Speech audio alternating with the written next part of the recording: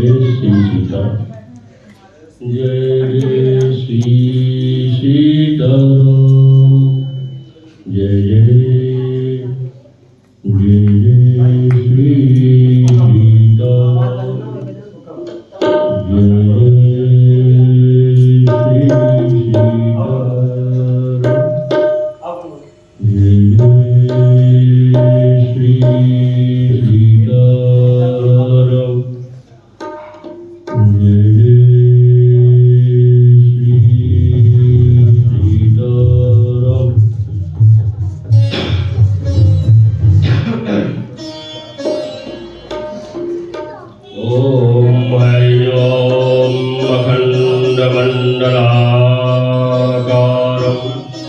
व्याप्तं येन चराचरं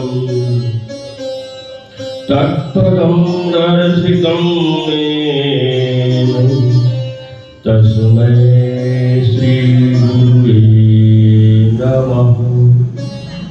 गुरुर्ब्रह्मा गुरुर्विष्णु गुरुर्देवो महेश्वरः गुरु साक्षात् परब्रह्म तस्मै श्री गुरुवे नमः। तस्मै श्री गुरुवे नमः। लंबोदरं परम सुंदरमेकदन्तं पीताम्बरं त्रिनयनं परमं पवित्रम् उद्धत्याकरनिभोज्ज्वलकान्तिकान्तं विघ्नेश्वरं सकलविघ्नहरं नमामि। या कुन्देन्दुतुषारहारधवला या शुभ्रवस्त्रावृता या वीणावरदण्डमण्डितकराया श्वेतपद्मासना या ब्रह्माच्युतशङ्करा प्रभृतिभिर्देवैः सदा वन्दिता सा मां पातु सरस्वती भगवती निर्देशजाड्यापा। शुक्लां ब्रह्मविचारसार परमामाद्यां जगद्व्यापिनीं वीणापुस्तकधारिणीं भयजाड्यान्धकारापहं हस्ते हस्पातिकमालिकां विधस्तीं पद्मासने संस्थितां वन्दे तां परमेश्वरीं भगवतीं बुद्धिप्रदां शारदाम्। या शेषजं सुकृतिनां भुवनेश्वरलक्ष्मी पापात्मनामकृतधियामभिदये सुबुद्धि श्रद्धा सतामकुलजन प्रभवस्य लज्जा तां त्वां नता अस्म परिपालयेत्त्वम्। देवी प्रपन्नाति हरे प्रसीद प्रसीद मातः जगदोऽखिलस्य प्रसीद विश्व सरिवादिविश्वं स्वामी देवी चराचरं स्वामी देवी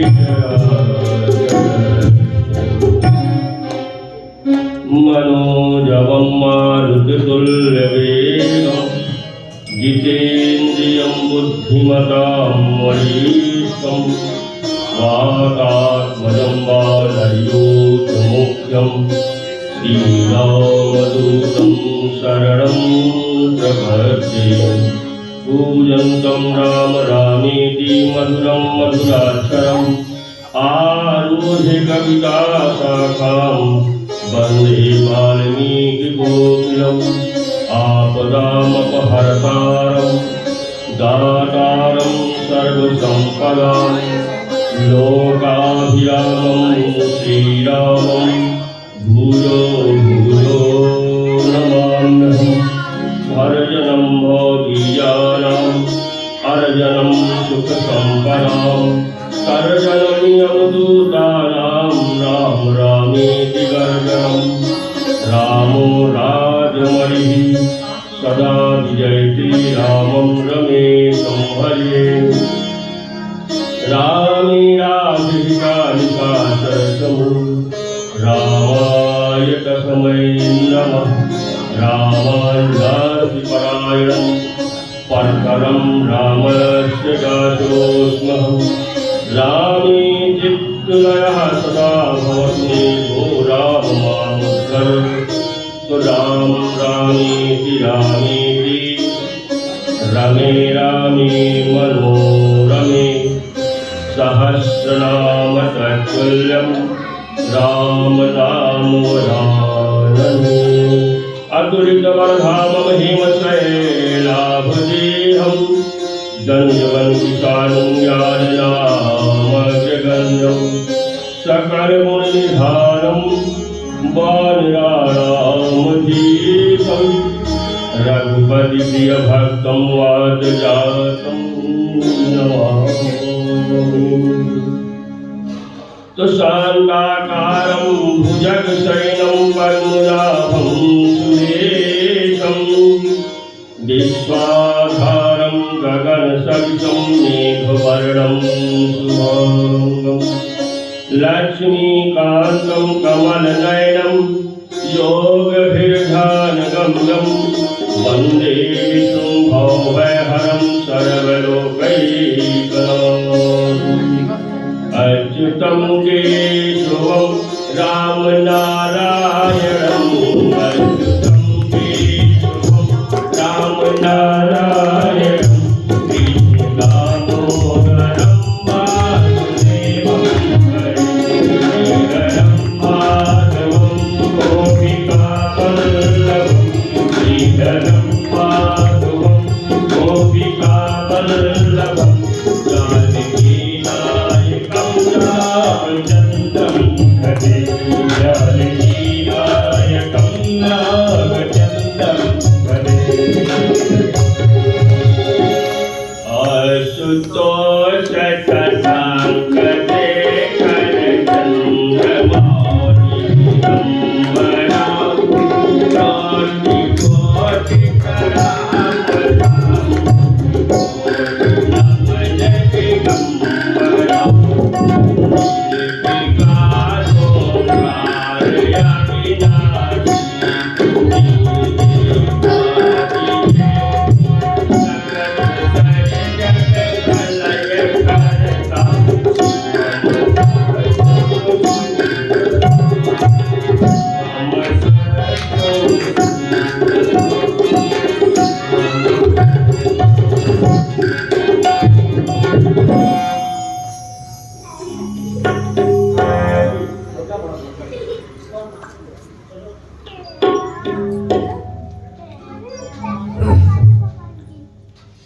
सर्वप्रथम मैं अपने जन्मदायिनी माता पिता के कमलवत चरणों में दंडवत प्रणाम करता हूँ। तत्पश्चात भाव से पार उतारने वाले श्री गुरुदेव जी महाराज के चरणों में दंडवत प्रणाम करता हूँ। तत्पश्चात समस्त देवी देवताओं को प्रणाम करता हूँ। व्यासपीठ के सन्निकट बैठे हुए समस्त ब्राह्मण बंधुओं को सत नमन। पद्म पुराण के मर्मज्ञ संगीताचार्य समस्त बंधुओं को सत नमन अभिनंदन। और इस कथा मंडल में आए हुए समस्त भक्त जनों के अंदर हृदय में विराजमान प्रभु श्री राम को सत नमन। दसों दिशाओं में विराजमान सभी देवी देवताओं को बारंबार प्रणाम सत नमन।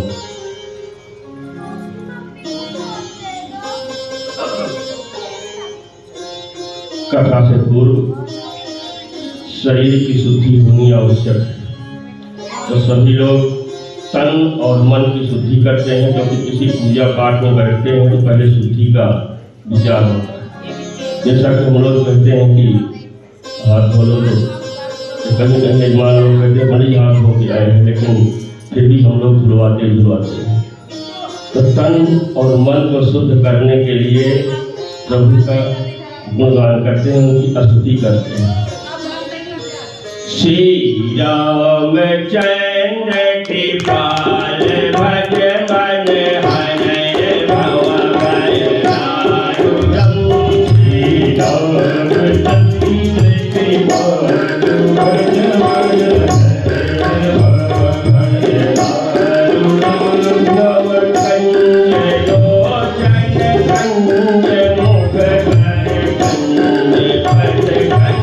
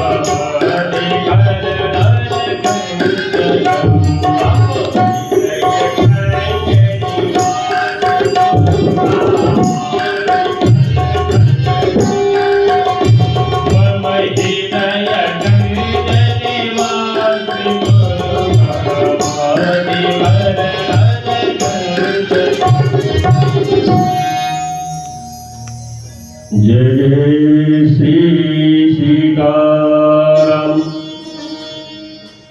तन मन की शुद्धि तो हो गई, लेकिन अभी मुख की पवित्री नहीं हुई। जैसे कोई जमाई ले रहा है, कोई कुछ कर रहा है, तो उसकी पवित्री होनी जरूरी है कि जमाई दूर हो जाए। राजा राम जी की जय, सीता राम जी की जय।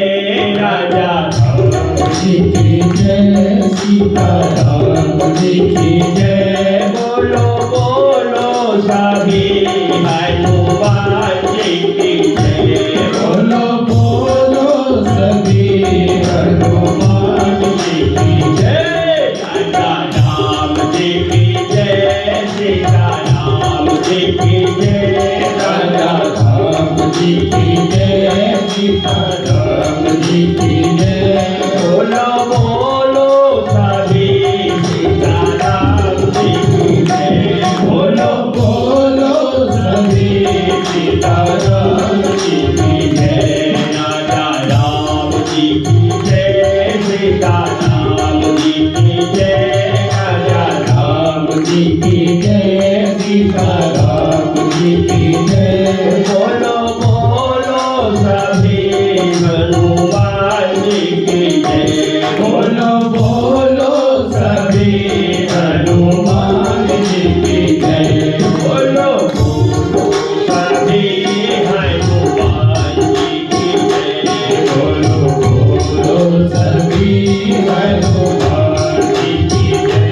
राजा राम जी की जय, सीता राम जी की जय। राजा राम जी की जय, सीताराम जी की जय। राजा राम जी की जय, सीता राम जी की जय। राजा राम जी की जय, सीताराम जी की जय। बोलो बोलो सभी हनुमान जी की जय। बोलो बोलो सभी हनुमान जी की जय। राजा राम जी की जय, सीता राम जी की जय। राजा राम जी की जय, सीताराम जी की जय। बोलो सभी हनुमान जी की जय। बोलो बोलो सभी हनुमान जी की जय। बोलो बोलो सभी हनुमान जी की जय। बोलो बोलो सभी हनुमान जी की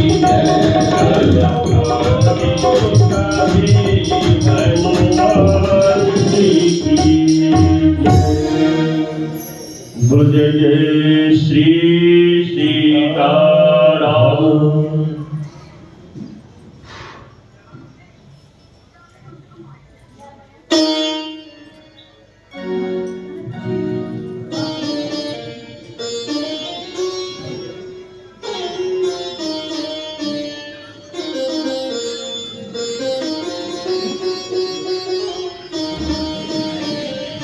जैसा कि कल हम लोग बहुत अच्छे से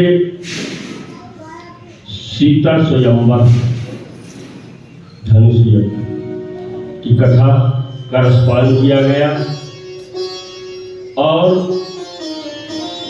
धनुष भंग हुआ। सीता जी राम जी के गले में जयमाल डाल दी। तुम ही पाताल नाथ जस व्यापा, राम परियति अखंजो चापा। करैयारती पुर नर नारी, देहि कावर पीत विचार।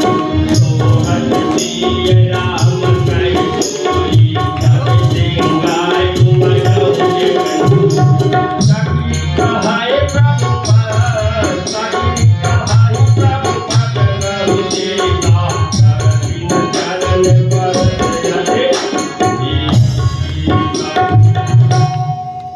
पृथ्वी लोक, पाताल लोक, स्वर्ग लोक, तीनों लोकों में यश फैल गया कि रामचंद्र ने धनुष तोड़ दिया और सीता जी ने वरण कर लिया। नगर के नर नारी आरती कर रहे हैं और अपनी पूंजी हैसियत को भूलकर सामर्थ्य से अधिक उनके पास जो कुछ भी है, कहा जाता है था शक्ति तथा भक्ति, लेकिन देखिए आज मिथिला में अपनी शक्ति को कोई नहीं देख रहा है, जो कुछ जिसको मिल रहा है सब न्यौछावर, सब जाने दो। क्योंकि आज साक्षात पार ब्रह्म परमेश्वर जगत जननी मां जगदम्बिका का मिलन हुआ है, और जहाँ पे इनका मिलन हो जाए वहाँ किस चीज की कमी होगी। धन वैभव से परिपूर्ण है, जितना न्यौछावर कर रहे हैं उससे लोग आगे बढ़ता जा रहा है। श्री सीताराम जी की जोड़ी ऐसी सुशोभित हो रही है, ऐसी सुशोभित हो रही है कि मानो सुंदरता और श्रृंगार रस दोनों एकत्र हो गए हैं, दोनों इकट्ठा हो गए हैं। क्या? सुंदरता और श्रृंगार रस दोनों ही इकट्ठा हो गए हैं। हाथों से स्पर्श नहीं कर रही है। सीता जी की अलौकिक प्रीति जानकर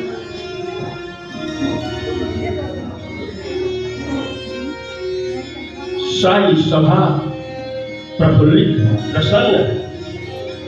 तब सखियां कहती है कि हे सीता जी चरण छुओ।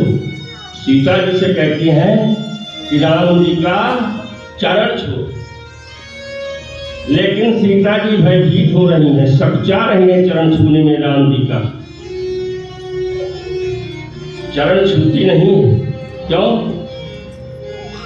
कि गौतम दिय सूरत करे नहीं परसत पग पाने, मन बिहसे रघुवंश मन प्रीति अलौकिक जान। गौतम जी के स्त्री अहिल्या की गति का स्मरण करके सीता जी श्री राम जी के चरणों को हाथ से स्पर्श नहीं कर रही हैं।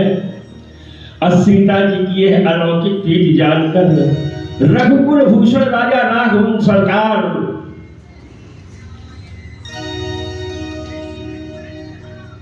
मन ही मन हर्षित हो रहे हैं, मुस्कुरा रहे हैं।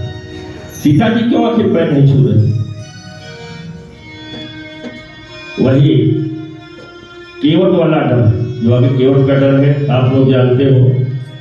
सीता जी भी डर रही है, कहीं ऐसा न हो कि मैं राम जी का चरण छू लूं तो इनके रंग से मैं एक की दो हो जाऊं, और एक की दो हो जाऊंगी तो भैया क्या होगा।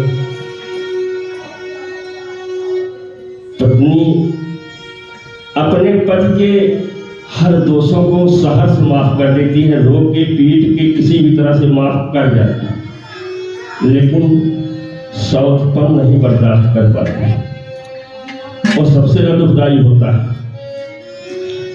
सीता जी पैर चरण नहीं छू रही हैं और राम जी मन ही मन मुस्कुरा रहे।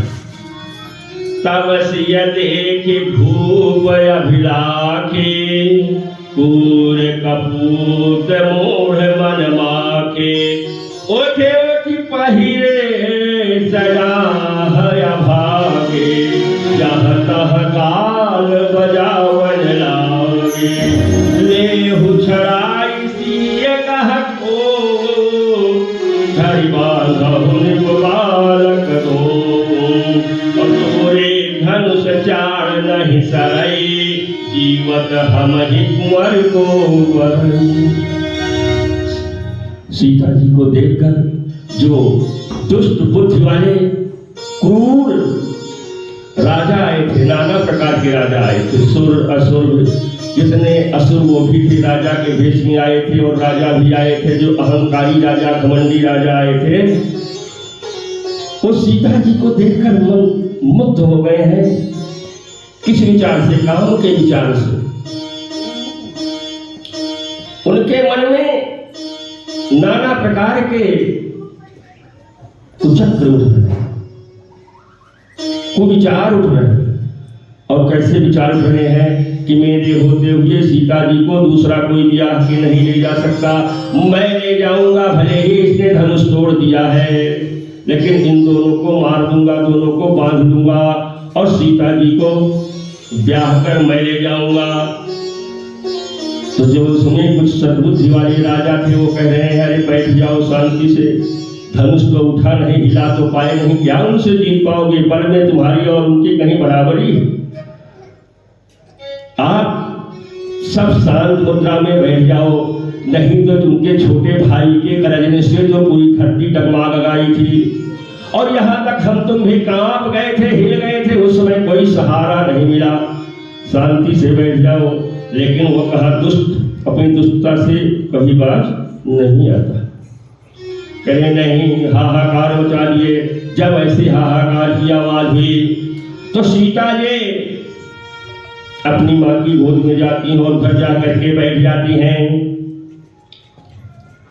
बल प्रताप वीरता बढ़ाई, नाक पिना कहीं संग सिधाई, सोई सूरता की अब कहूँ पाई, असुर विधि महु सिलाई। अरे तुम्हारा बल प्रताप बढ़ाई और प्रतिष्ठा तो धनुष के साथ ही चली गई। राजा लोग कह जो जिसके अंदर थोड़ा सुविचार था, धार्मिक प्रवृत्ति के थे, तुम्हारी जो मान प्रतिष्ठा थी सब तो उसी समय चली गई। वही वीरता थी कि अब कहीं से मिली है, अब कहाँ दूसरी मिल गई। जब उस समय नहीं हुई तो ऐसी दुष्ट बुद्धि है, तभी तो विधाता ने तुम्हारे मुखों पर कालिक लगा दिया है। देखहु राम नयन भरे तजे सामद को, लखन रोष पावक प्रबल जान सलभ जन हो। ईर्ष्या घमंड क्रोध को छोड़कर नेत्र भरकर साक्षात ब्रह्म परमेश्वर प्रभु श्री राम जी की छवि को देख लो। लक्ष्मण के क्रोध को प्रबल अग्नि जानकर उसमें पतंगे मत बनो, नहीं तो जल जाओगे। जैसे गरुड़ का भाग कौवा चाहे और सिंह का भाग खरगोश चाहे, तो बिना कारण ही क्रोध करने वाला अपनी कुशल चाहे, शिव जी से विरोध करने वाला सब प्रकार की संपत्ति चाहे, लोभी लोलुप का लोभी लोलुप कल की रति चाहे, अकलंकता की कामी लहरी, हरि पद विमुख परमागति चाहा, तस तुम्हार लाल लोभी लालची सुंदर चाहे, कामी मनुष्य निष्कलंकता चाहे, तो क्या वो मिल सकता है? कभी नहीं। और जैसे श्री हरि के चरणों से विमुख मनुष्य परम गति मोक्ष को चाहे, तो हे राजाओं उसे मोक्ष नहीं मिल सकता है। सीता के लिए तुम्हारा लालच भी वैसा ही है, व्यर्थ है। इसलिए तुम शांत बैठ जाओ।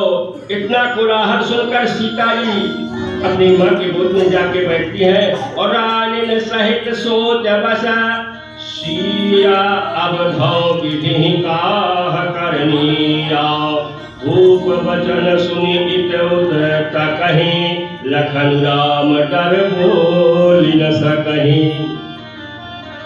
रानियों सहित सीता जी दुष्ट राजाओं के दुर्वचन सुनकर सोच के बस हैं कि ना जाने विधाता ने अब क्या किया, अब क्या रचने वाले हैं। विधाता के मन में ऐसा क्या है?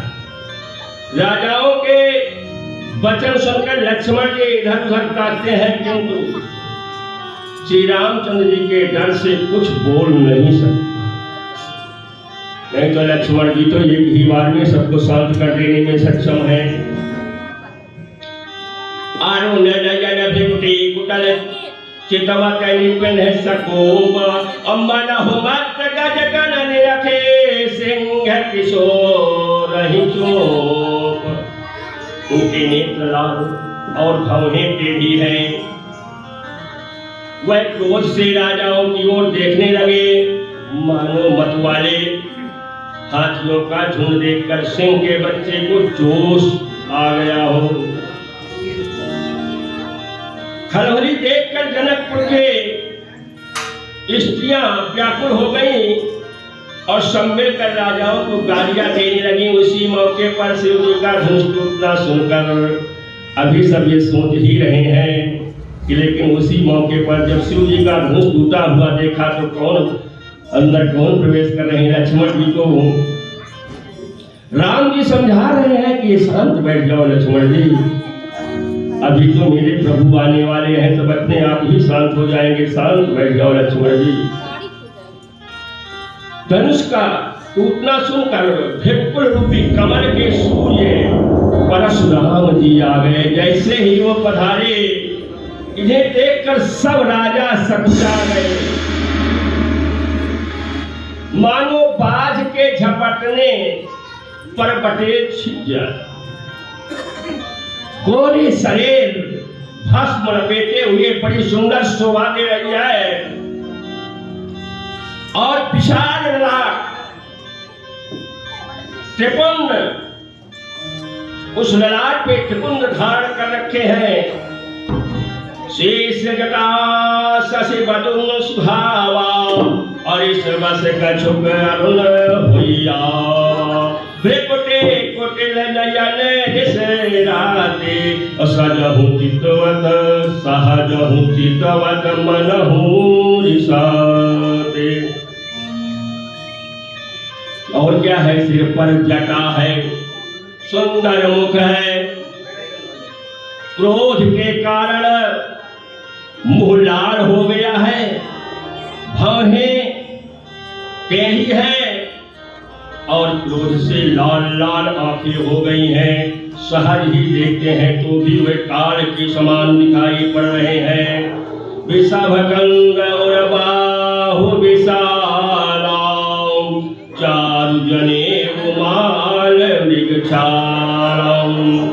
कटि मुनि बस तून दुई बांधे धनुषर कर कुठार कर कांधे। बैल के समान ऊंचे और पुष्ट कंधे हैं। इसके समान बैल के समान ऊंचे और पुष्ट कंधे हैं। छाती और भुजाएं विशाल हैं। सुंदर यज्ञोपवीत धारण किए, माला पहने और मृगचर्म लिए हैं। कमर में मुनियों का वस्त्र बनकर और दो तरकश बांधे हैं। हाथ में धनुष बाण और सुंदर कंधे पर फरसा धारण किए हुए हैं। परशुराम भगवान की।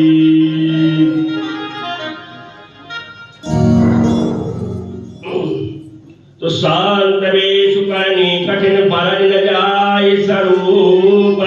धारी मुनि तनु जन धीर रसु आयव जह सब भूप। शांत वेश है परंतु करनी बहुत कठोर है। वेश तो बिल्कुल शांत है लेकिन उनकी करनी कर्म जो है बहुत कठोर है। वो किसी के बस में आने वाले नहीं। उनके स्वरूप का वर्णन नहीं किया जा सकता है। इतना सुंदर रूप है और इनकी सुंदर उनकी आकृति है कि साक्षात वो भी तो नारायण के अवतार है। उनके रूप का वर्णन कौन कर सकता है? मानो वीर रस ही मुनि का शरीर धारण करके जहां सब राजा लोग हैं वहां आ गए। तो देखत भृगुपति बेशु कराला उठे सकल भय विकल भुआला। अपितु समेत कहि रहि निज नामा लगे करन सब दंड प्रणाम। जो राजा अभी बहुत चौड़े हो रहे थे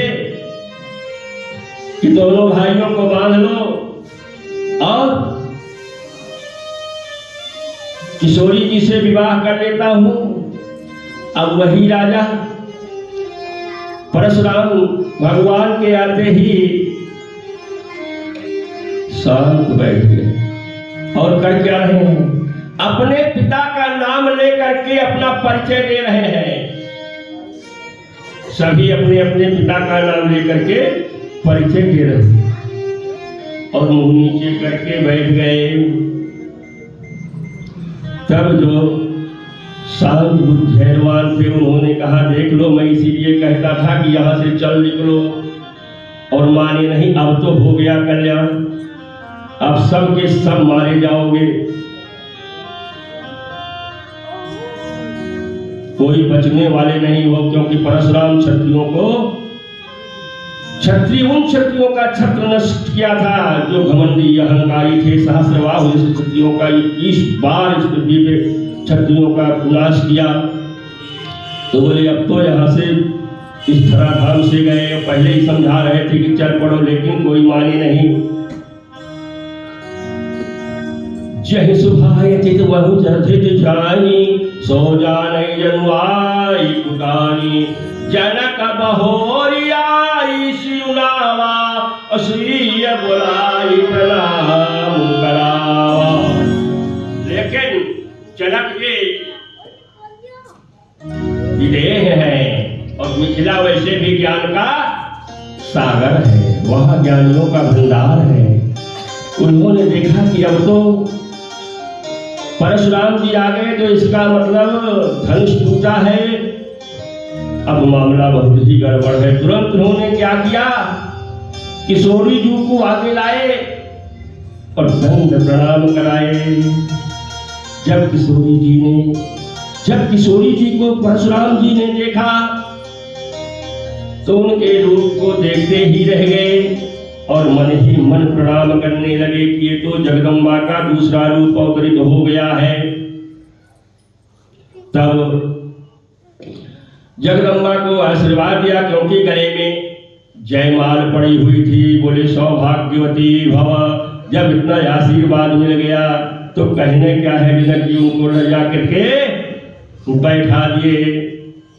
राम लखन फिर आशीष तीन सखी हरसानी, निज समाज ले गए सजानी। इतना जब हो गया तो विश्वामित्र मिले पुनि आई, पद सरोज मेरे दो भाई। राम लखन दशरथ के तोता, तीन असीस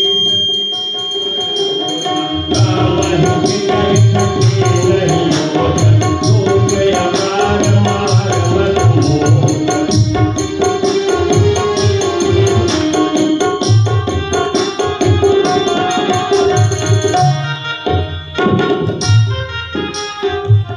अब अपने पक्ष का बचाव तो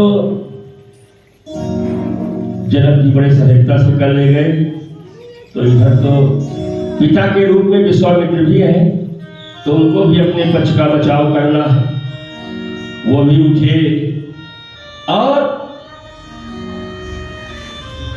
परशुराम जी के पास गए। दोनों प्रणाम किए एक दूसरे को, और परशुराम जी को क्या किए, अपने उसमें भर लिए। दोनों गले मिल गए, और जब गले मिले तो इतने में राम जी को इशारा किए कि अब आ जाओ, मौका अच्छा है, फरसा इनका बंधा हुआ है, अभी कुछ नहीं कर पाएंगे, मेरे को उसमें दबा हुआ है।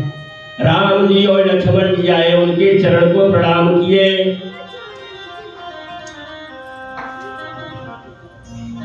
तब परशुराम जी ने कहा आयुष्मान भव। क्या आशीर्वाद दिए, आयुष्मान भव। विश्वामित्र जी का भी काम हो गया।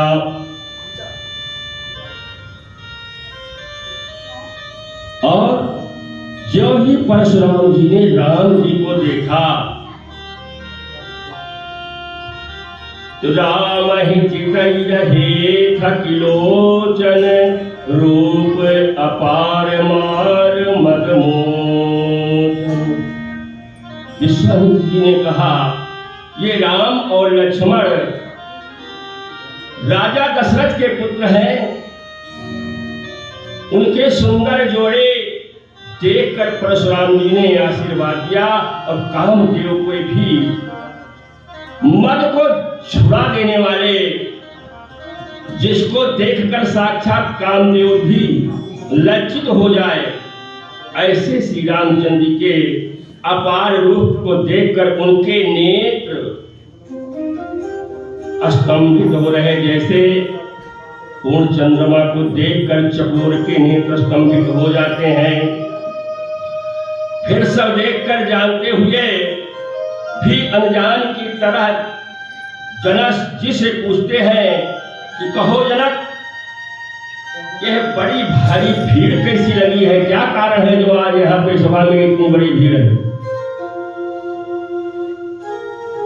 तो समाचार कही जनक सुनाए, यही कारण महीप सब आए। सुनत बचन प्रिय नत निहारे, और देखे जाप खंड महिरारे। उन्होंने कहा कि किशोरी जी के विवाह के लिए स्वयंवर रचा गया था। ये नहीं बोले कि धनुष यज्ञ किया गया था, क्या रचा गया था? स्वयंवर रचा गया था। अब राजा लोग जो बैठे हैं वो डर रहे हैं कि देखो, अरे सीधे क्यों नहीं बोल देते कि ये दोनों ने धनुष को तोड़ा है, हमारा काम हो जाए, मैं निकल जाऊं यहां से। अभी भी संशय में डाल रहे हैं। स्वयंवर रचा इतने में घूम करके जो परशुराम जी ने धनुष को देखा कि धनुष दो खंड होकर के धरती पर पड़ा हुआ है, तब तो उनका क्रोध तीसरे आसमान को पहुंच गया। आदेश बोले बचन कठोरा, कहूँ जनक धनुष कै तोरा। बेग दिखाऊ मूड़ न तयाजो, उल्टो मही जहा उल्लाही तो राजू। अत्यंत क्रोध में भर गए, अरे जनक शीघ्र बता दो, इस धनुष को, शिव जी के धनुष को किसने तोड़ा है? नहीं तो जहां तक तुम्हारा राज है मैं पूरी धरती को उलट दूंगा। लक्ष्मण जी ने कहा, देखो भैया, आप तो कहते हैं मेरे प्रभु आ रहे हैं और अच्छा करेंगे, अरे तो धरती पलट रहे हैं। तो बोले ये कौन सा गलती कर रहे हैं, तुम मेरे छोटे भाई हो करके धनुष यज्ञ होने से पहले ही पूरी धरती को गेंद की तरह उठा के फेंक रहे थे। ये तो मेरे प्रभु हैं, कम से कम जनक के जहां तक राज्य है वहीं तक पलट रहे हैं। और इधर जो राजा लोग हैं वो और घबरा गए। अब कल्याण नहीं, अब तो निश्चित ही गए।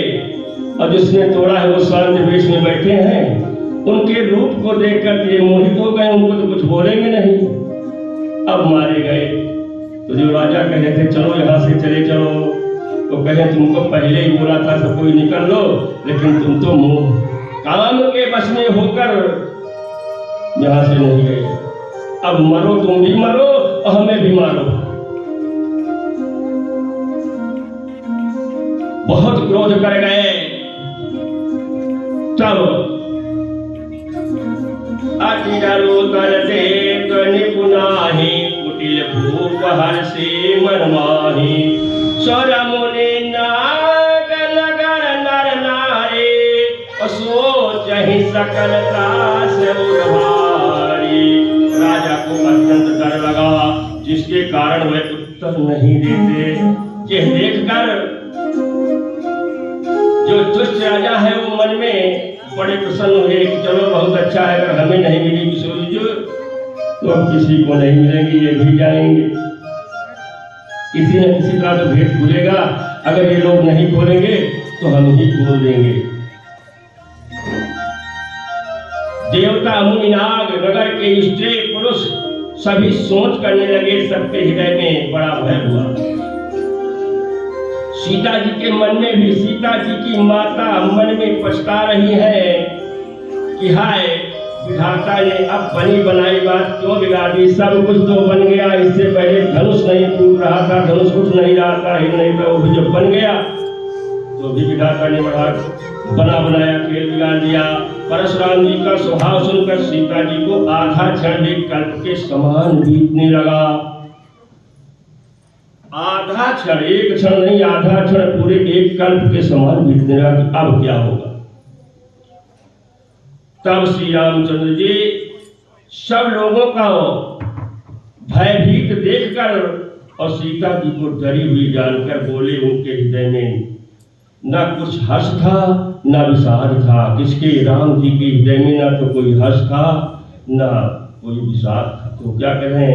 नाथ संबोधन भंजनिहारा वही है क्यों एक दास तुम्हारा।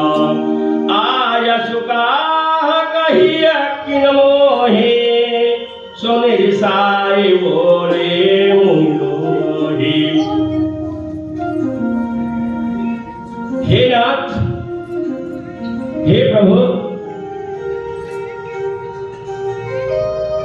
यह शिव जी का धनुष बाण तोड़ने वाला वही आपका दास ही होगा और दूसरे के बस का नहीं है।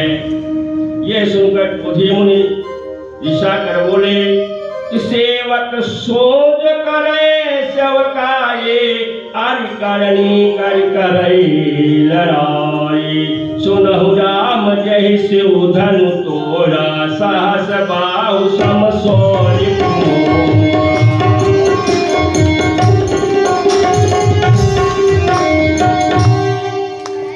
उन्होंने कहा क्या कि सेवक का काम है सेवकाई करना। सेवक का कार्य क्या है?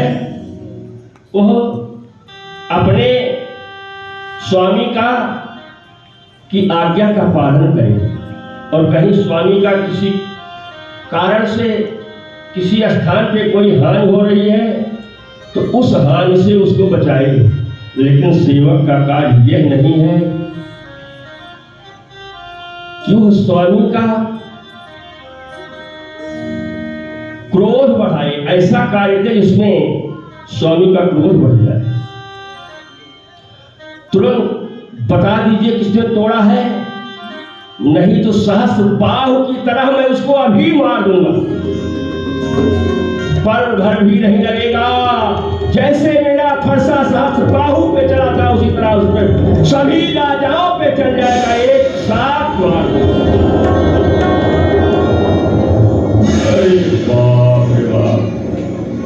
जब उन्होंने ये सुना कि सभी राजाओं पे, अब तो सब राजा डरे कि अब हो गया काम।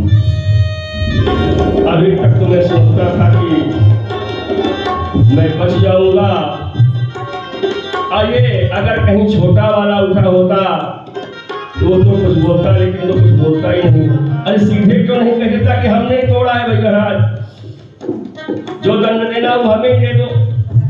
लेकिन घुमा फिरा के बोल रहा है सो बिलगाओ तिहाई समाजा न तुम्हारी जय है सब राजा। सोने मुनि बचन लखन मुस्काने बोले परसु धरहि अपमान। मुनि के वचनों को सुनकर लक्ष्मण जी मुस्कुराने लगे कि लो आपके तो प्रभु ऐसा आए कि हमें तुम्हें तो छोड़ो सभी को मार देंगे। तब राम ने इशारा किया, अरे भाई एक बात और जान लीजिए, ब्राह्मण को जितना क्रोध आता है उतना वो पल से हीन होता जाता है। ब्राह्मण को क्रोध नहीं आना चाहिए।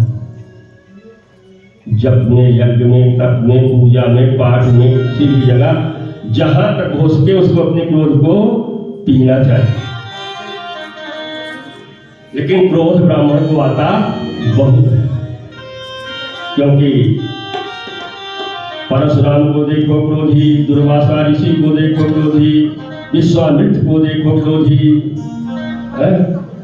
तो ब्राह्मण होते ही क्रोधी है, इसीलिए थोड़ा बल में कमजोर हो जाते हैं। तो ब्राह्मण बहुत बलवान होते हैं। लक्ष्मण जी उठे सिर्फ क्रोध दिलाने के लिए परशुराम। क्या कहें? बहु धनु ही तोर्यो लरिकाई कबहु नय सरित कीन कोटाई। यही धनु पर ममता के हेतु सुन साई बोले, साई बोले।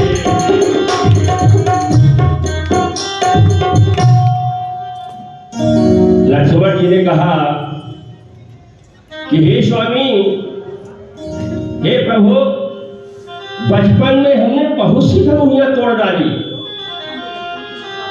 किंतु आपने ऐसा कभी क्रोध नहीं किया, तो आज इस धनुष से आपको ऐसी क्या ममता है? उसने भी पुराना धनुष,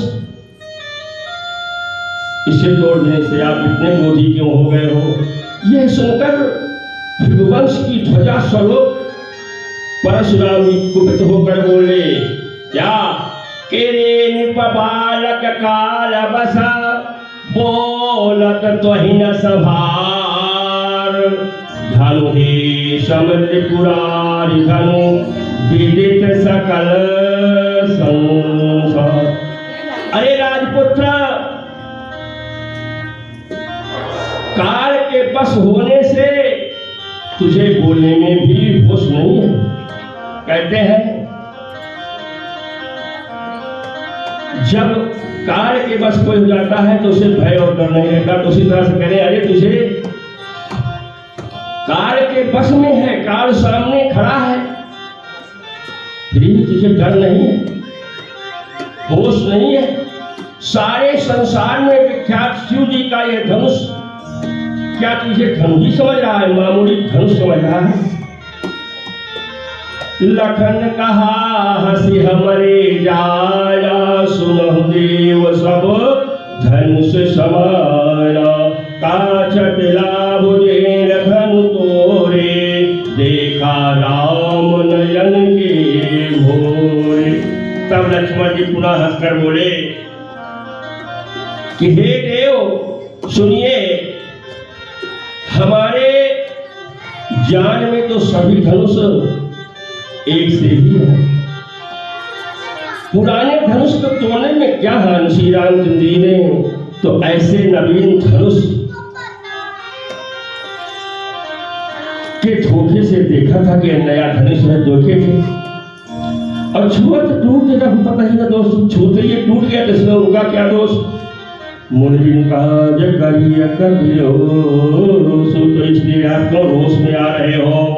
बोले चिताई पर सुखे वो राले, सत सुनाओ सुभावन, बालक बोले बधाओ नहीं कोई, केवल मुनि चर्चा नहीं मोहि, बाल ब्रह्मचारी अति कोटि, विश्व विदित क्षत्रिय कुल धोरी, बाल ब्रह्मचारी अति कोटि, विश्व विदित क्षत्रिय अति।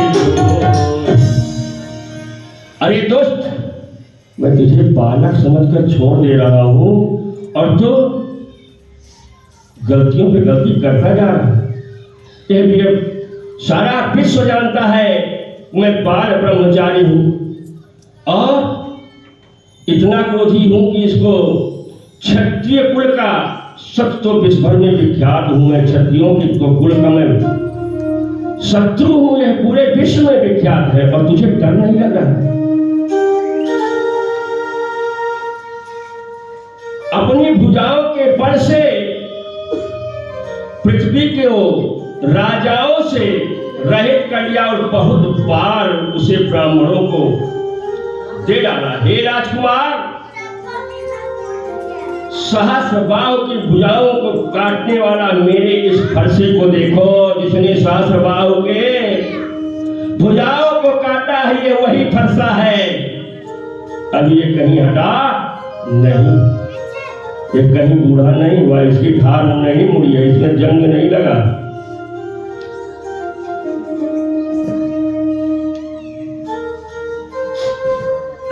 मातु पिता जन सोच बस, कर महिष किशोर, गढ़वन के अर्भक दलन, परस मोर अति घोर।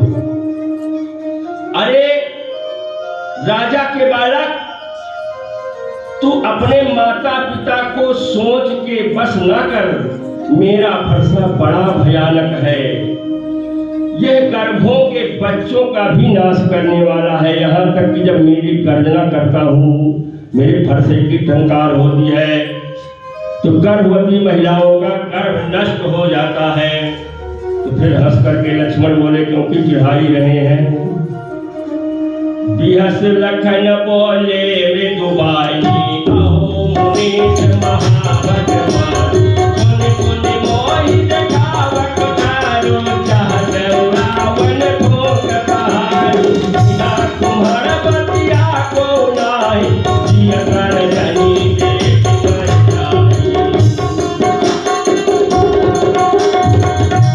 बचाई माहि सुरहारि जन जन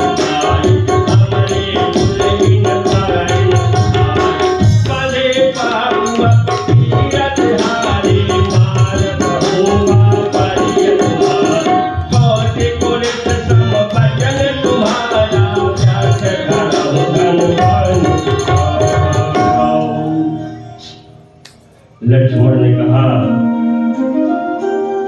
बड़े हंसते हुए कोमल वाणी में, अरे मुनीश्वर, अपने को बड़ा भारी योद्धा समझते हो, बार बार मुझे कुल्हाड़ी दिखाते हो, फूंक से पहाड़ उड़ाना चाहते हो, तो फूंक से पहाड़ नहीं उड़ता है। यहाँ कोई कुम्हड़े की छोटी बतिया नहीं है जिसको बार बार तर्जनी दिखाओ तो मर जाएगी। कुठार और धनुष बाण देखकर ही मैंने अभिमान सहित कहा था, भेगवंशी समझकर और यज्ञोपवीत देखकर तो जो कुछ आप कहते हैं उसे मैं क्रोध को रोक कर सह लेता हूँ। देवता, ब्राह्मण, भगवान के भक्त और गौ, इन पर हमारे कुल में वीरता नहीं दिखाई जाती, क्योंकि इन्हें मारने से पाप लगता है और इनसे हार जाने पर अपकीर्ति होती। इसलिए आप मारें तो भी आपके पैर ही पड़ना है। आपका एक एक वचन ही करोड़ों वज्रों के समान है। धनुष, बाण और कुठार तो आप व्यर्थ ही धारण करते हैं। इन्हें धनुष, बाण और कुठार मैंने अनुचित कहा हो तो उसे हे धीर महामुन क्षमा कीजिए। यह सुनकर परशुराम जी क्रोध के साथ गंभीर वाणी से बोले कि सुनो, यह बालक बड़ा कोवध्य और कुटिल है, दुष्ट बुद्धि वाला है।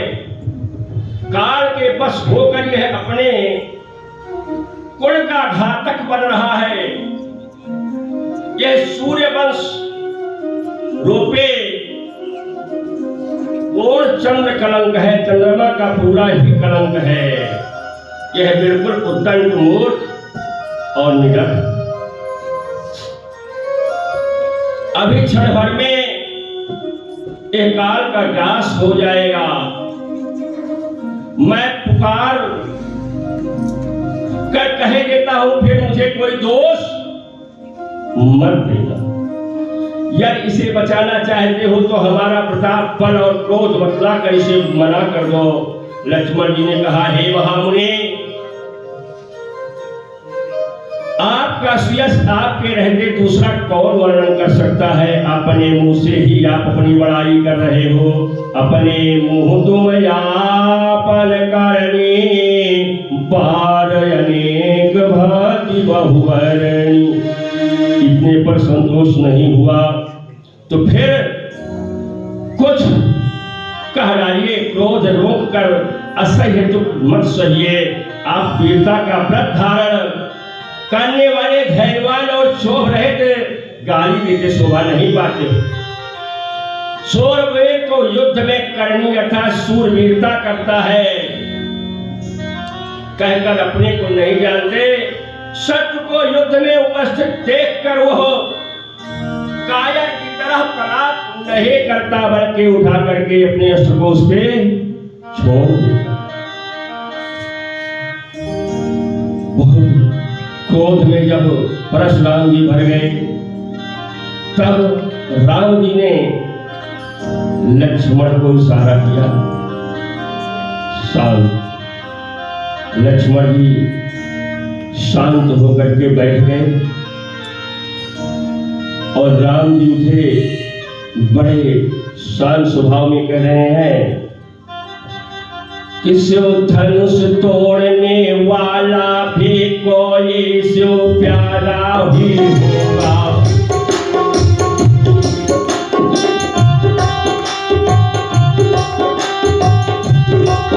है कृपा ब्राह्मणों की जिस पर यह कार्य वही कर सकता है।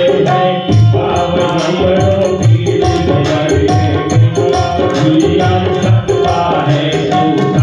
तोड़ने वाला भी शिव प्यारा ही होगा। धनुष तोड़ने वाला भी ही प्यारा होगा। धनुष तोड़ने वाला भी कोई शिव प्यारा ही होगा। धनुष तोड़ने वाला ही कोई प्यारा होगा। है कृपा पाठ जो गुरुओं के है, कृपा पाठ जो गुरुओं के, वो कब किससे डर सकता है। कृपा ब्राह्मणों की जिस पर है। कृपा पाठ जो कृपा पाठ है गुरुओं की, काम वही कर सकता है। कृपा ब्राह्मणों की जिस पर कार्य वही कर सकता है।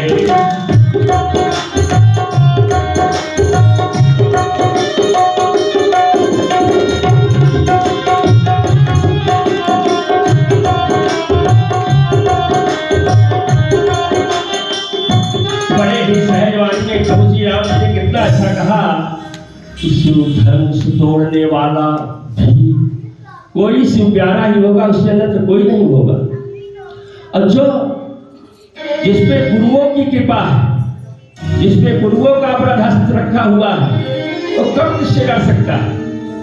और है कृपा ब्राह्मणों की जिस पे ब्राह्मण की कृपा होगी, ऐसे महान कार्य को वही कर सकता है, उनके अन्यत्र कोई भी नहीं कर सकता। और कितनी सहजवाणी में कह रहे हैं कि नाथ एक गुण धनुष हमारे, नौ गुण परम पुनीत तुम्हारे। नाथ एक गुण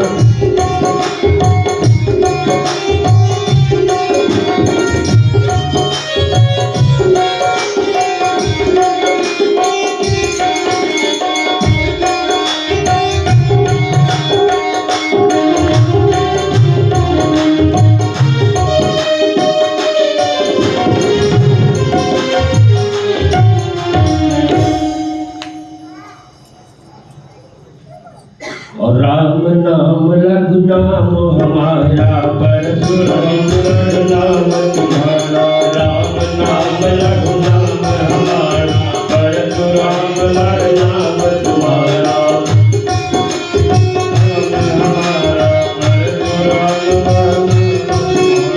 परस सहित प्रणाम तुम्हारा, नाम नाम तुम्हारा। परस सहित कह रहे हैं कि मेरे पास तो केवल एक गुण है, धनुष, और आप तो 9 गुणों से परिपूर्ण हो। और मेरा नाम तो केवल राम है, और आपके नाम में क्या लगा है, परशुराम। तो आप तो हर तरह से बड़े हैं। इतना सुने तो उनके मन में संशय हुआ कि है मैंने इतना सब कुछ कहा और फिर भी ये धैर्यवान गंभीर जो साक्षात ब्रह्म के रूप में दिखाई दे रहा है, कहीं वही तो नहीं परमात्मा जिसको मुझे बोला गया था, वही तो नहीं आ गए। तब उन्होंने धनुष दिया, परशुराम ने धनुष दिया, और वो धनुष विश्वामित्र को जब देने लगे स्वतः उनके पास चला गया। परशुराम मन विचारे, तब तो उनको ज्ञान हो गया कि अब तो इधर का अवतार हो गया। अब उन्होंने वहां पे प्रभु को प्रणाम किया और वहां से वन को तपस्या करने के लिए चल दिए। अब आगे का कार्य अभी फिर बता रहा हूँ। तो पहले थोड़ा राम जी का भजन करते हैं हम लोग।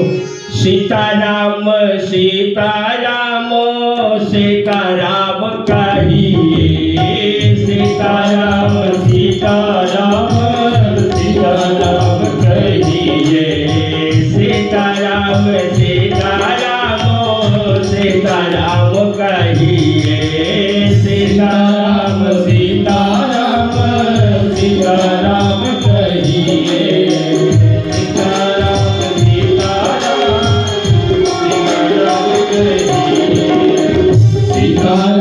सीताराम सीताराम सीताराम कहिए, चाहे विधि राखे राम वाहे विधि रहिए, चाहे विधि राखे राम वाहे विधि रहिए, सीताराम सीताराम सीताराम कहिए, सीताराम सीताराम सीताराम कहिए, चाहे विधि राखे राम ताहि विधि रहिए, चाहे विधि राखे राम ताहि विधि रहिए, मुख में हो राम नाम, मुख में हो राम नाम, नाम सेवा हाथ में, मुख में हो राम नाम, नाम सेवा हाथ में, तू अकेला नहीं प्यारे, तू अकेला नहीं प्यारे, राम तेरे साथ में, तू अकेला नहीं प्यारे, राम तेरे साथ में, विधि का विधान जान, विधि का विधान जान, मान राम कहिए, ताहि विधि राखे राम ताहि विधि रहिए, ताहि विधि राखे राम ताहि विधि रहिए, सीताराम सीताराम सीताराम कहिए, ताहि विधि राखे राम ताहि विधि रहिए, ताहि विधि राखे राम ताहि विधि रहिए, अभिमान तो फिर मान नहीं पाएगा, यह अभिमान तो फिर मान नहीं पाएगा, यह अभिमान तो फिर मान नहीं पाएगा, यह अभिमान तो फिर मान नहीं पाएगा, होगा वही प्यारे तो, होगा वही प्यारे तो, राम जी को भाएगा, सीताराम सीताराम सीताराम कहिए, ताहि विधि राखे राम ताहि विधि रहिए, भले आशा त्याग प्यारे शुभ कर्म करिए, भले आशा त्याग प्यारे शुभ कर्म करिए, भले आशा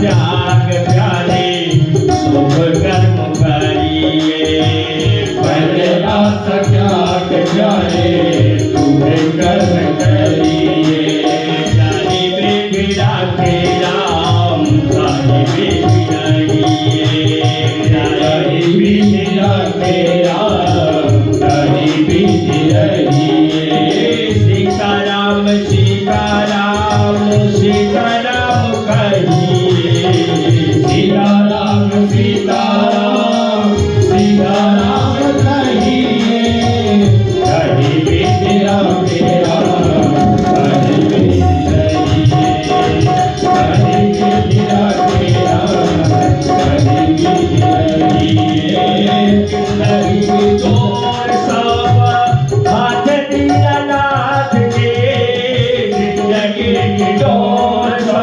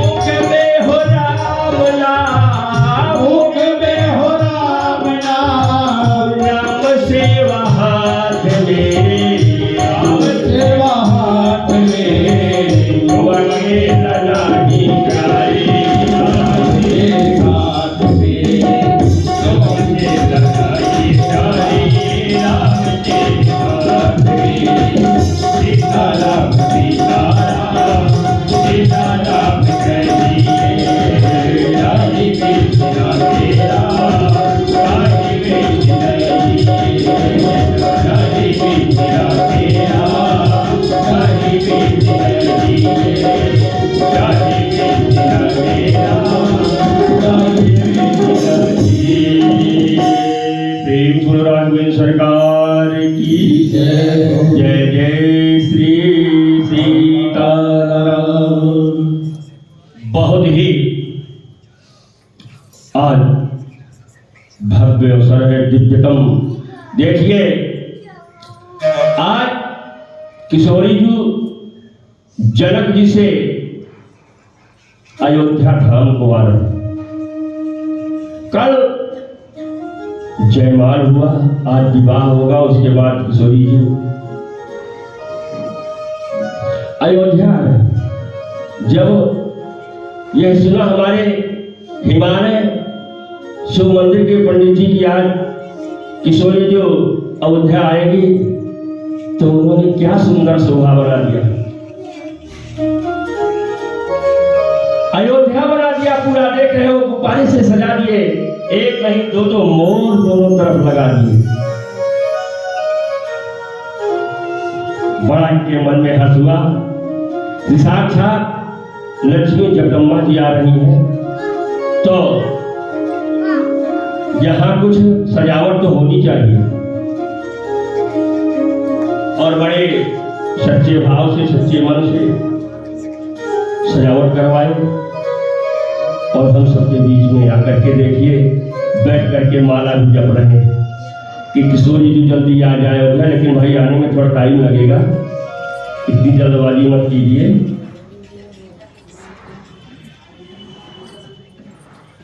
इसीलिए हम लोग भी स्तुति किए कि सीताराम सीताराम कहिए, जब वो चाहेंगे जब ही होगा। अब यहाँ पे देखिए विश्वामित्र जी भी चाहते तो चारों भाइयों को ले जाते, क्योंकि विवाह उनको चारों भाइयों को कराना था ना, लेकिन नहीं, दो को ही ले गए। कारण विवाह चारों का होना। अरे उन्होंने सोचा राम ही भरत अनुयायी को, जैसे राम है उसी तरह से भरत है, एक स्वरूप है भरत और राम का, कहीं भी अलग नहीं, भिन्नता नहीं है। जिस स्वरूप के राम है उसी स्वरूप के भरत, और जिस स्वरूप के लक्ष्मण है उसी स्वरूप के शत्रुघ्न है। तो इसीलिए बोले दो को ही ले चलो, काम बन जाएगा। दो को दिखा दूंगा और जरूरत पड़ेगी बता दूंगा कि भैया चार है, लेकिन बस ऐसे ही है, इसमें कोई भेदभाव नहीं है। पसंद कर लो, अगर ये पसंद आते हैं तो उन दोनों को बुला दो, क्योंकि तुम्हारी भी चार कुमारी हैं, चारों का विवाह एक साथ हो जाएगा। अब जनकपुरी में बहुत धूमधाम मचा हुआ है, काफी समय निकल गया। तो विश्वामित्र ने जनक जी से कहा कि अभी तक तो जो हुआ सो हुआ, लेकिन आपको अपने कुल की मर्यादा का ध्यान देकर के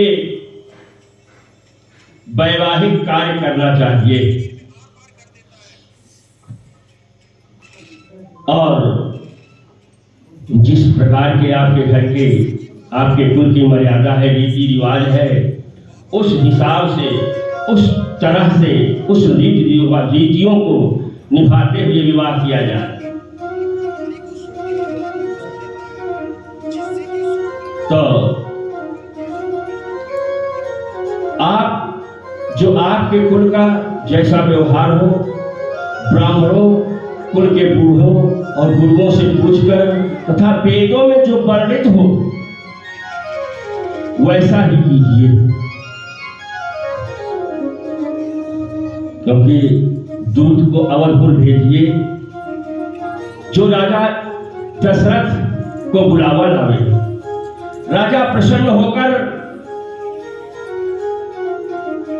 कहे हे कि बाल बहुत अच्छा, और उसी समय दूतों को बुलाकर भेज दिया। बहुरी महाजन सकल बुलाए, आई सबन सादर सिलाए। हाट बाट मंदिर सुरबासा, नगर सवारहु चारु बासा। तुहरा से चले पुनि परिचारक बोली पठाई। रचहु विचित्र बितान बनाई, सिर धरि वचन चले सजुबाई। पठाए बोली पुनीत नाना, जे बितान विधि कुशल सुजाना। फिर महाजनों को बुलाए और सबने आकर के राजा को आदर पूर्वक सिर नवाया। राजा ने कहा कि बाजार, रास्ते, देवालय और नगर को चारों ओर से सजा दो, ऐसा सजा दो, ऐसा सजा दो कि जो भी देखे वही प्रसन्न हो जाए। अरे वहां तो साक्षात लक्ष्मी जी अवतरित हुई है। हाथ लगाने की देरी है, सजने की देरी थोड़े। राज राजेश्वरी त्रिपुर सुंदरी, भाव भय हारिणी, दुख निवारिणी, त्रैलोक कीर्तारिणी, मां जगत जननी जगदम्बा और पार ब्रह्म परमेश्वर साक्षात वहां विराजमान।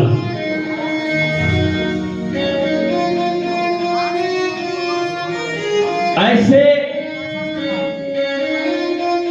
रूप और कीट को देखकर वह नगर खुद ही शोभायमान हो रहा। उन्होंने अनेक कारीगरों को बुलाया जो मंडप बनाने में कुशल और चतुर थे।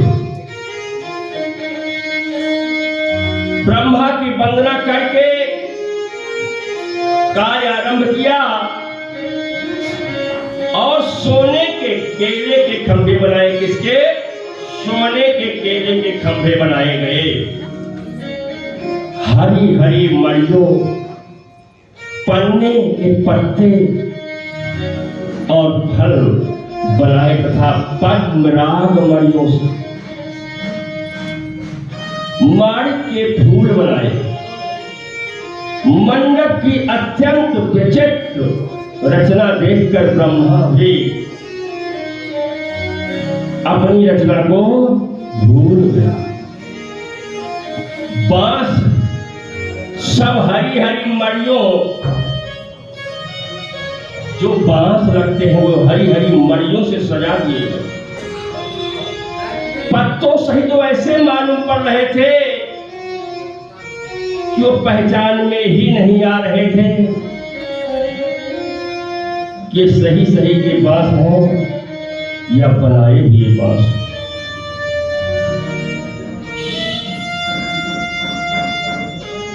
कह के रची पचे बंद बनाए, बिच बिच मुक्ता दाम सुहाए।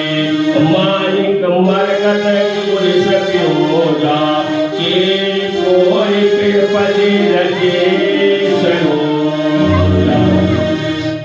उसे नागमेल से रचकर और पच्चीकारी करके बंधन द्वार बनाया गया। बीच बीच में सुंदर मोतियों की झालरें लगा दी गई। माणिक, पन्ने, हीरे, मोती, जवाहरात, रत्नों को चीर कर, कोर कर और पच्चीकारी करके इनके लाल, हरे, सफेद और फिरोजी रंग के बनाए गए। वह भी सुंदरता का वर्णन शेष और शारदा भी नहीं कर पा रहे।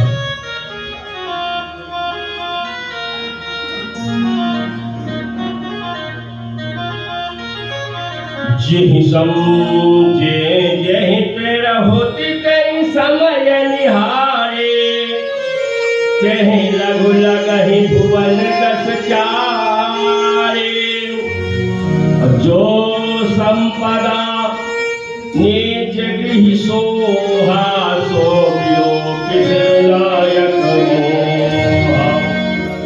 उस समय जिसने तिरहुत को देखा उसे 14 भुवन, ये 14 भुवन जो जनक जी के सजावट को, दरबार को देखे, उसे 14 भुवन तुच्छ लगने लगे। जनकपुर में इतनी सुंदरता है कि उस सुंदरता को देखकर इंद्र भी मोहित हो गए और उनको अपना स्वर्गलोक भी तुच्छ दिखने लगा। बसै नगर जहि रक्ष कर, कपट नारी परवेश, जहि पुर कैसो, जहि पुर कैसो बागहत, सकुचहि सारन से। जिस नगर में साक्षात लक्ष्मी जी स्त्री का सुंदर वेश बनाकर रहती हो, उस पुरी की शोभा का भी कोई क्या कर सकता है। अरे यहां तक कि उस नगर की शोभा तो शेष और शारदा भी नहीं कर सकते हैं। कभी तो अपने आप में हार मानकर बैठ गए। तो अब दूत जो है,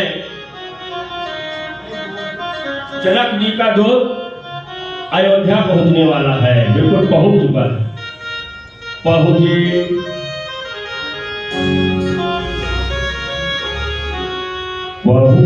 दूत रामपुर पावन, हर से नगर बिलोक सुहावन।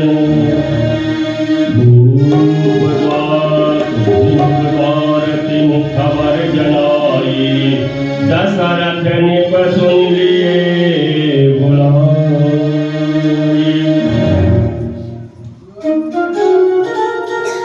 दूत अयोध्या पहुंच चुका है और रामचंद्र जी की पवित्र पुरी अयोध्या में पहुंचे। उस दूत ने सुंदर नगर को देखकर हर्षित हुआ और स्वयं को भूल गया, क्योंकि अवधपुरी भी अपने आप में कम सुंदर नहीं है। अगर मिथिला में जनक जी जानकी ने अवतार लिया है, तो अयोध्या में साक्षात पार ब्रह्म परमेश्वर श्री रघुनाथ जी ने अवतार लिया है। अनुसरण सहित धर्म, अर्थ, काम, मोक्ष के सहित अवतार लिया। उस नगर की शोभा अवर्णनीय है। दूत वह पहुंचकर संदेशा दे दिया।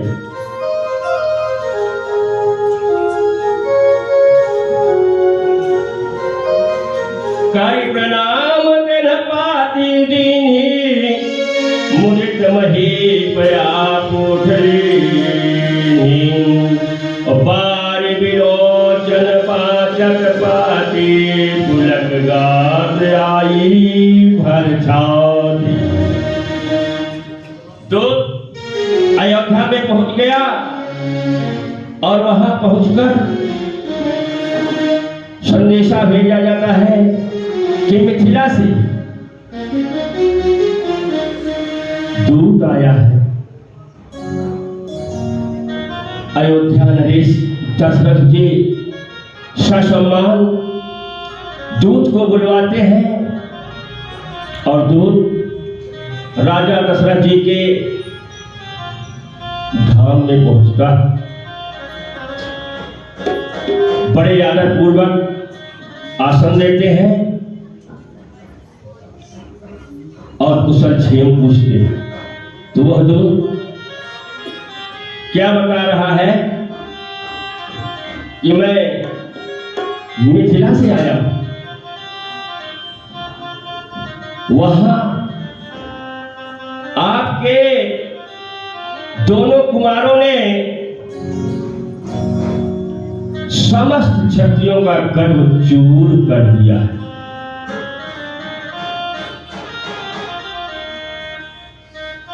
इतना सुनते ही दशरथ जी पूछते हैं कि बहुत दिन गए हो गया है, मेरे दोनों राम और लखन कैसे हैं भैया? ठीक कुशल तो है? विश्वामित्र जी कुशल तो है?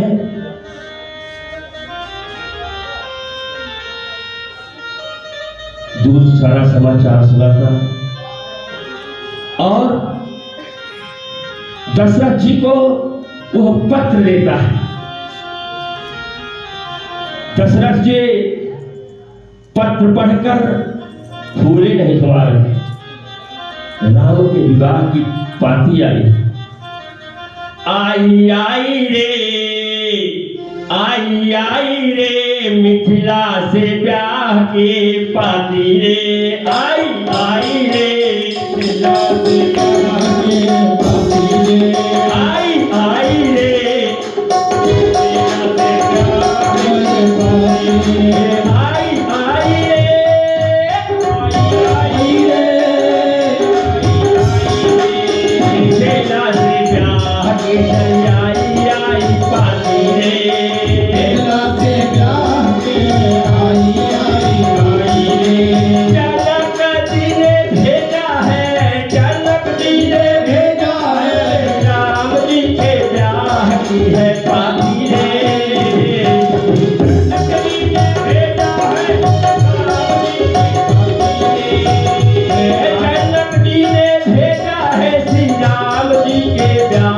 ये पाती है।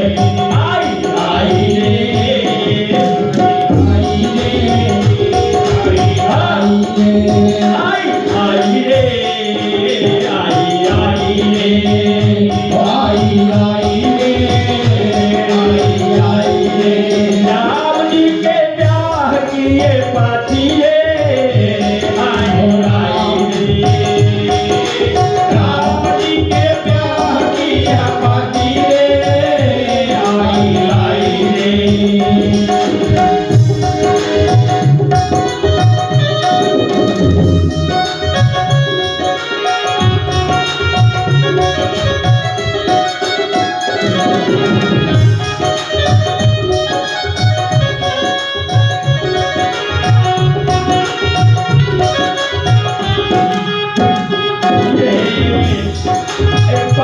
पढ़कर राजा नाचे, पाती पढ़कर राजा नाचे, नाचे सभी दरबारी रे, नाचे सभी दरबारी रे। आई रे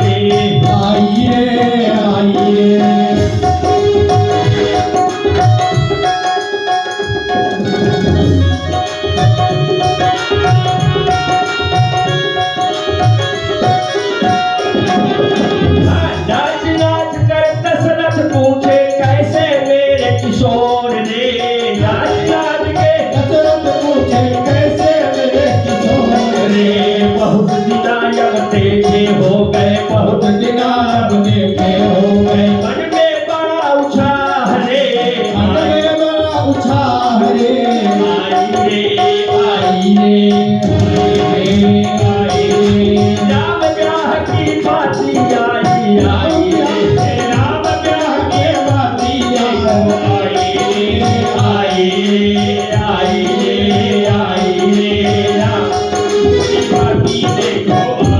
रे।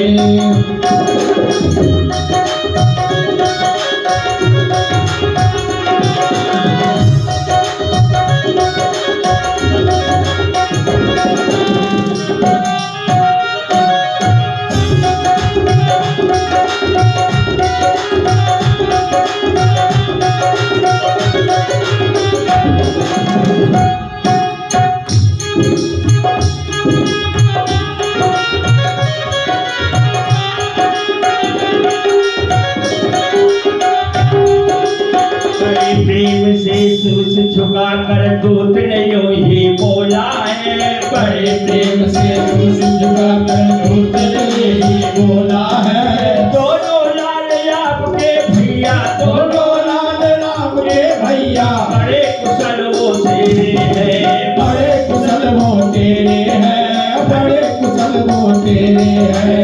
धनुष यज्ञ में सभी रजाओ, धनुष यज्ञ में सभी रजाओ, हे मर्दन तोड़े हैं, हे मर्दन तोड़े हैं। चरण पूजा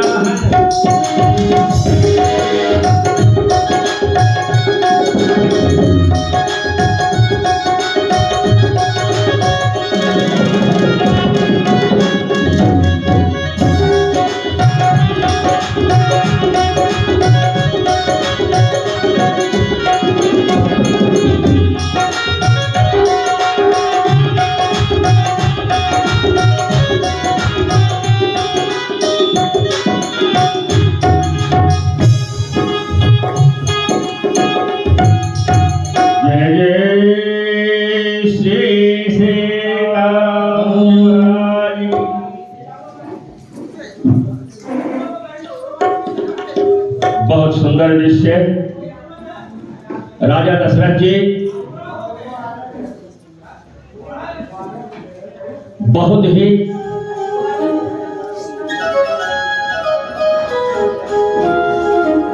प्रसन्न है।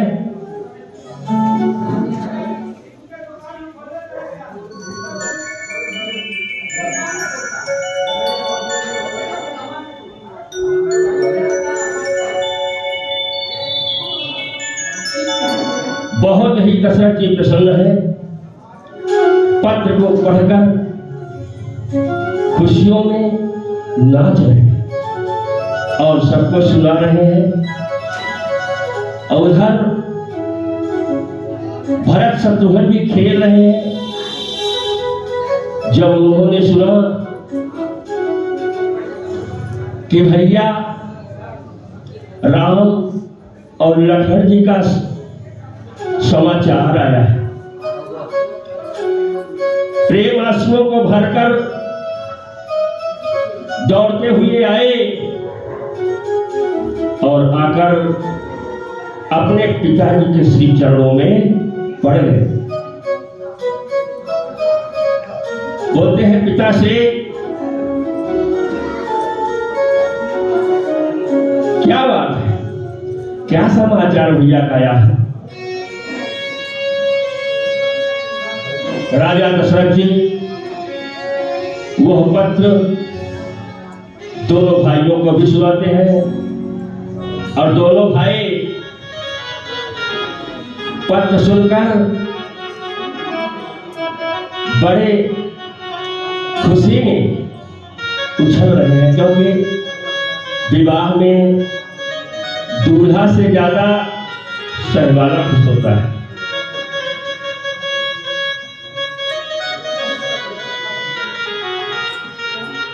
वहां से दशरथ जी उठकर राजनिवास में जाते हैं और सभी रानियों को ये शुभ समाचार सुनाते हैं, उनको पत्र पढ़कर सुनाते हैं। रानियां प्रसन्न हो जाती हैं और दशरथ जी कहते हैं शीघ्र बारात को तैयार किया जाए। बारात तैयार हो गई। भरत जी को आदेश देते हैं, कुशल और तेज चाल में चलने वाले सभी घोड़ों को तैयार किया जाए। आज सूर्य कुल के भूषण राजा राम के ब्याह की तैयारी हो रही है, तो उसके भी घोड़े से तेज धार में चलने वाले घोड़े हर रथ में लगा दिए गए। एक रथ में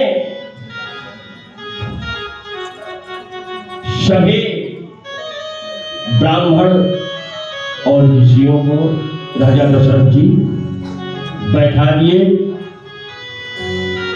और दूसरे रथ में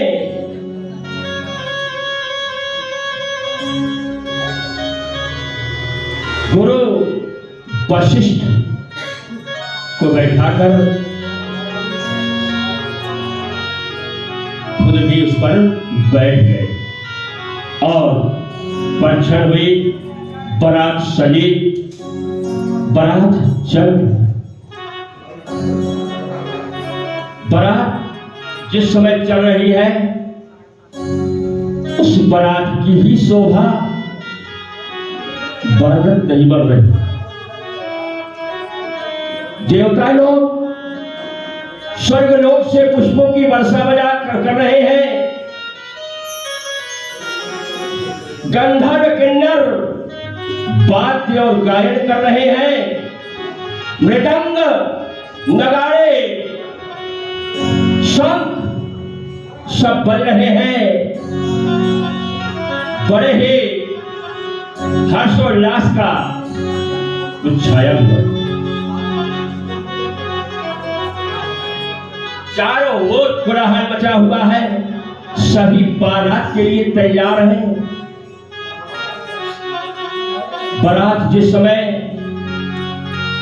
जनक जी के नगर में पहुंचती है,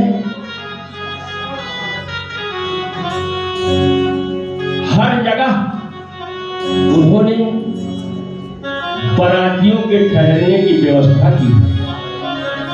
जगह जगह पर कि आज यहाँ रुकेगी, कल वहां रुकेगी, कि दूर पास में नहीं।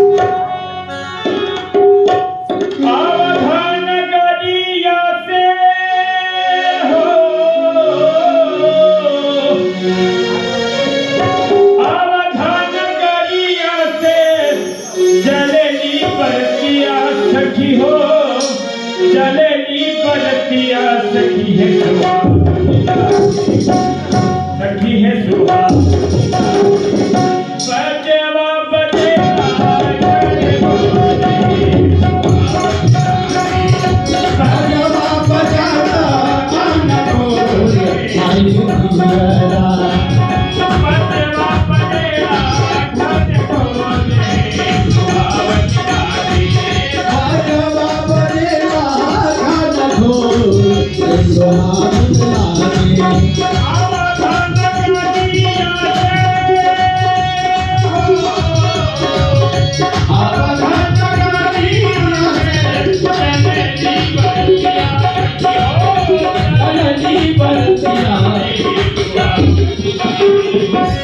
सखी है दुआ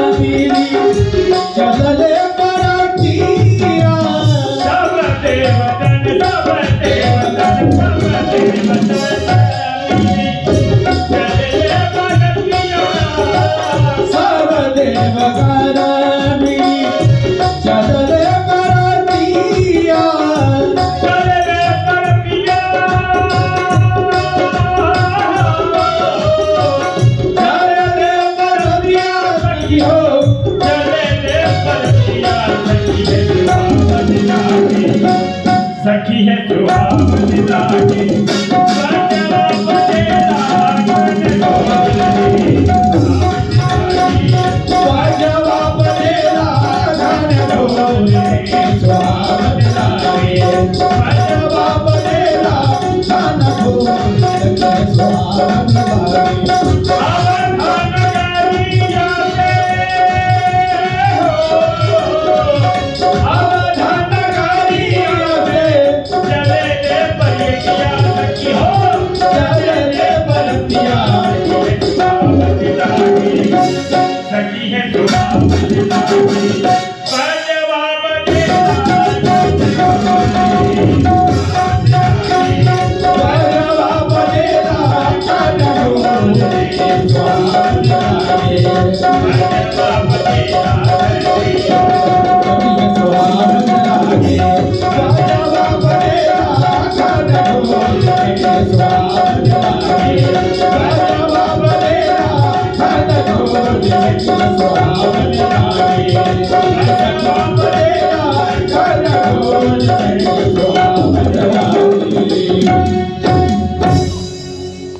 जय जय श्री सीताराम।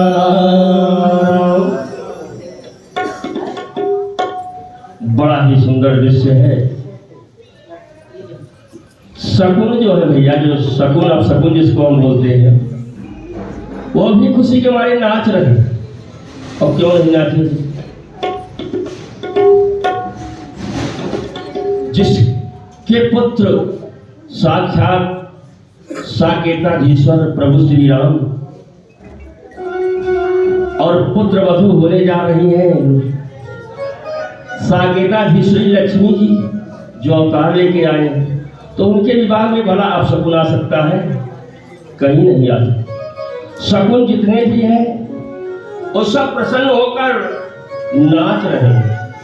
स्वयं सगुण ब्रह्म, जिसके सुंदर पुत्र है दशरथ जी के पुत्र, और लक्ष्मी जी जानकी जी की पुत्री है, तो ऐसे में ऐसा ब्याह सुनकर मानो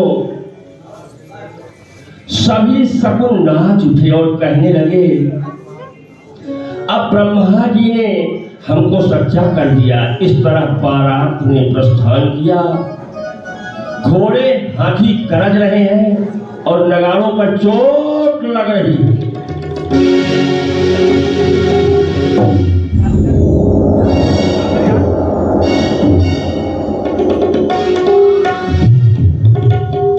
सूर्य वंश के पताका स्वरूप दशरथ जी को आते हुए जानकर जनक जी ने नदियों पर पुल बनवा दिया और बीच बीच में ठहरने के लिए सुंदर पड़ाव अर्थात घर बनवा दिए, जिनमें देवलोक के समान समस्त संपदा छाई और जहां बारात के लोग असल सयन बर बसल सुहाए, पावन सब निज निज मन भाए, नित नूतन सकल की अनुकूले, सकल बरात मंदिर धूले।